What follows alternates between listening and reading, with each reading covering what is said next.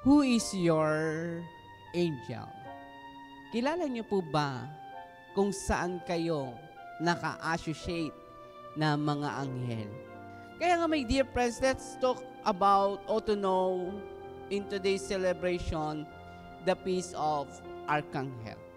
Itong tatlong ito, mga kapatid, na anghel na nasa ating banal na kasulatan. Remember, itong tatlo ay may malaking gawain sa istorya ng ating kaligtasan. Si San Miguel ay nakilala bilang tagapagtanggol ng langit. Kapag ang tao, problemado, gustong lumakas ang loob, di ba, umiinom ng alak. Pero hindi niya na ipagtatanggol ang kanyang sarili. Ipinagtatanggol niya ang kahihiyan niya sa kanyang sarili. Iba ang gampanin ni San Miguel. Ang ikalawang Archangel ay kilala natin si San Gabriel, the Archangel.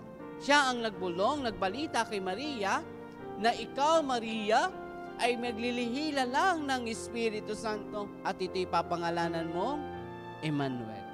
Ibig sabihin, si San Gabriel is the bringer o tagapagpadala ng mabuting balita ng Panginoon. The third Archangel is none other than Saint Raphael. Si San Rafael ay nakilala bilang anghel na nagpapagaling. Kaya nga mga kapatid, itong tatlong ito na kinikilala nating Archangel ay may iba't ibang tungkulin, gampanin na ipinagkakaloob ang Diyos. Sabi nga, bago ka isilang sa mundong ito, God knows everything in you. Wala kang maitatago sa Diyos. Kahit sa kasurok-surukan, sa laylayan ng padre, ng lola at nanay mo, alam ng Diyos kung sino ka. My dear friends, always remember, paano nga ba tayo nakakatugon sa panawagan ng Diyos? Bawat isa sa atin ay may gampanin, may tungkulin sa mundong ibabaw. Subalit, paano nga ba natin ito nagagampanan? Kung ikaw, si San Miguel, paano ka nga ba nagiging kamukha at kalarawan ni Kristo? Kung ikaw si Archangel Gabriel, paano ka nga ba nakakapagdala ng mabuting balita sa iyong kapwa?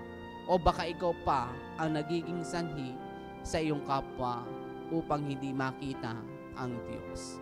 O kung ikaw si San Rafael, paano ka nga ba nakapagdulot ng kagalingan sa iyong kapwa? Baka mamaya ikaw pa ang salot ng iyong kapwa.